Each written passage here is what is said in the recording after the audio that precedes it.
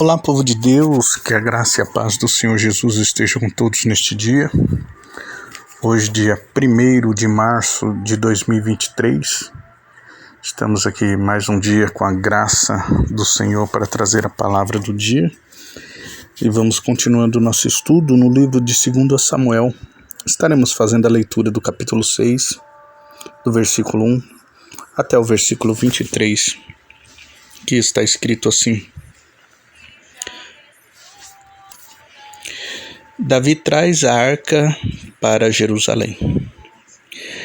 E tornou Davi a juntar todos os escolhidos de Israel, em número de 30.000. E levantou-se Davi e partiu com todo o povo que tinha consigo de Baalá de Judá, para levantarem dali para cima a arca de Deus, sobre o qual se invoca o nome do Senhor. O nome do Senhor dos Exércitos, que se assenta entre os querubins. E puseram a arca de Deus em um carro novo, e a levaram da casa de Abinadab, que está em Gibeá, e Uzá e Aiô, filhos de Abinadab, guiavam o carro novo. E levantando-o da casa de Abinadab, que está em Geba, com a arca de Deus, Aiô ia adiante da arca. E Davi e toda a casa de Israel alegravam-se perante o Senhor, com toda sorte de instrumentos, de madeira, de faia, com harpas, com saltérios, com tamborins, e com pandeiros e com símbolos. E chegando à eira de Nacon, estendeu-os a mão à arca de Deus e segurou-a, porque os bois a deixavam pender. Então a ira do Senhor se acendeu contra Uzá, e Deus o feriu ali por esta imprudência, e morreu ali junto à arca de Deus. E Davi contristou-se, porque o Senhor abrira rotura em Uzá, e chamou aquele lugar Pérez-Uzá, até o dia de hoje. E temeu Davi ao Senhor naquele dia e disse: Como virá a mim a arca do Senhor? E não quis Davi retirar para si a arca do Senhor para a cidade de Davi, mas Davi a fez levar à casa de Obed-edom, o geteu.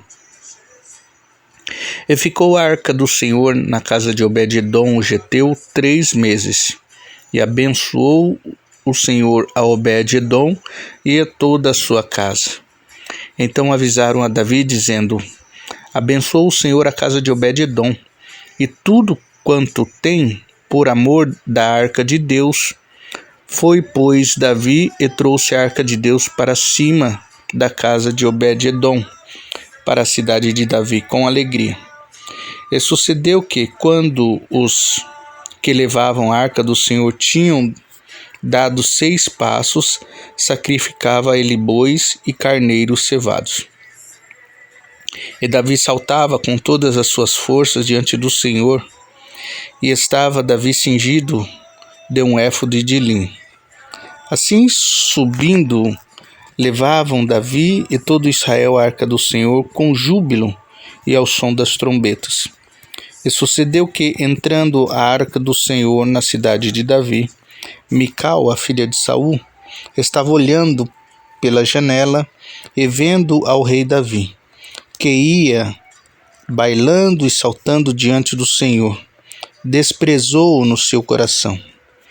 E introduzindo a arca do Senhor, a puseram no seu lugar, na tenda que Davi lhe armara, e ofereceu Davi holocaustos e ofertas pacíficas perante o Senhor. E acabando Davi de oferecer os holocaustos e as ofertas pacíficas, abençoou o povo em nome do Senhor dos Exércitos.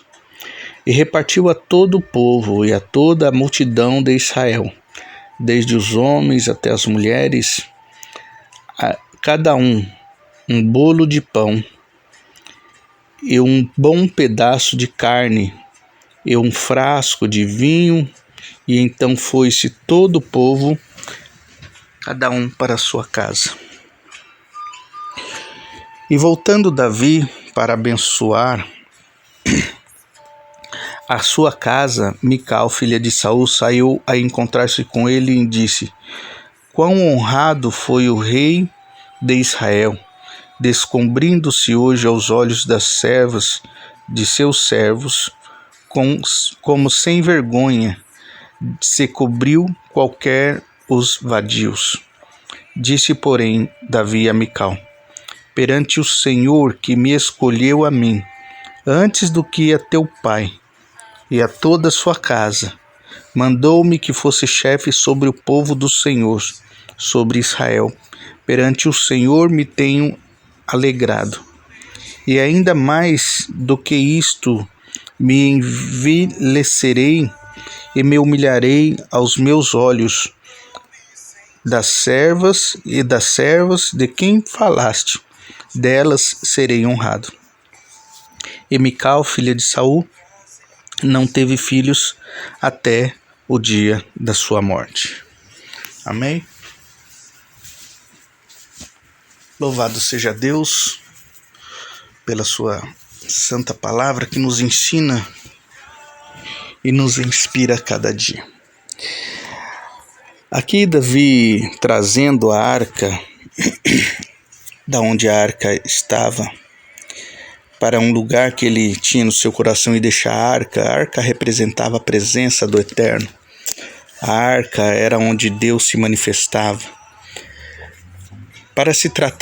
Para lidar com a arca, não era qualquer pessoa, de qualquer jeito, que poderia manusear a arca. Mas talvez no âmbito da alegria, daquela euforia que Davi se encontrava, talvez ele não deu menção da grande responsabilidade que era o simples ato de trazer a arca da onde estava para onde ele colocou o seu coração que a arca deveria ficar. Ao invés de ele fazer, ou ao invés de ele praticar os atos conforme está nos ensinamentos, onde quem deveria se carregar era os levitas, né, os sacerdotes, os levitas que eram encarregados de cuidar dos ofícios, tudo que envolvia o templo, de colocar os levitas para carregar a arca nos seus ombros e trazer a arca até o lugar onde ela iria ficar. Note que ele fez a mesma coisa que os filisteus. Você que está acompanhando a palavra do dia, você sabe que lá atrás, né, foi ministrado em que os filisteus, para se livrar das hemorroidas, das doenças que eles colocaram a arca do Senhor em cima de um carro, né, guiado por bois, e ali colocou as ofertas, colocou ali umas oferendas e deixou que o boi, que os animais seguissem o seu caminho. Os animais trouxeram até onde Deus permitiu.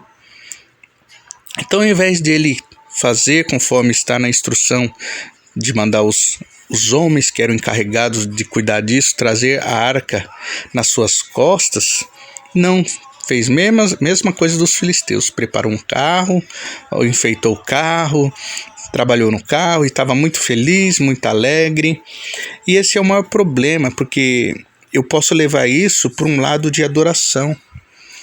Como está a tua adoração diante do Senhor? Às vezes achamos, né, estamos felizes, estamos achando que está tudo bem, estamos dando glória a Deus, aleluias, mas naquele momento do culto, do mover do culto, da oração, é que o nosso espiritual está cheio, aí conseguimos, né, orar, conseguimos nos expressar. Mas a adoração é algo diário e cotidiano na vida de todo crente, não é só no momento da igreja. Na casa onde ele estiver tem que ter adoração, no trabalho onde ele estiver ele tem que ter um momento de adoração. Todo mundo tem o seu tempo particular para adorar a Deus em 1 minuto, em 2 minutos, em 10 minutos, em um tempo na qual o Senhor prepara. O Senhor sempre vai preparar um tempo oportuno para que nós possamos o adorar. E essa adoração tem que ser com qualidade, com todo o nosso coração. Adoração não é só quando está dentro da igreja, não é só quando está cantando louvor. Adoração tem que ser uma prática de vida verdadeira, entregue a Deus. Davi se entristeceu com essa situação porque Uzá morreu, na qual, imagino, foi a ira do Senhor se manifestou de uma forma tão grande que, conforme o texto diz que sua carne teve ruptura, quer dizer, algum lugar do corpo de Uzá rasgou a carne. Né? Então, note o quanto é perigoso não ter a vida no altar diante da presença de Deus. Davi se entristece, vai para sua casa e a arca fica na casa de Obed-edom. Quando a arca está na casa de Obed-edom, Obed-edom e sua família eram homens que procuravam andar cada dia mais em santidade, em adoração, buscando adorar a Deus constantemente. E onde a presença do Senhor está, na qual também nós estamos debaixo da presença do Senhor de uma maneira correta, o Senhor abençoa, o Senhor prospera, o Senhor dá crescimento, o Senhor multiplica, o Senhor abre portas, o Senhor envia, o Senhor transforma, o Senhor faz coisas surpreendentes. Passa-se 3 meses e chega lá no palácio onde Davi estava a notícia que Obed-edom e toda a sua família estava sendo abençoada, estava sendo próspera. Chegam as boas novas que Obed-edom estava sendo abençoado para Davi, e Davi então agora faz diferente. Não só a adoração veio de alegria, de euforia, mas a adoração veio com sacrifício.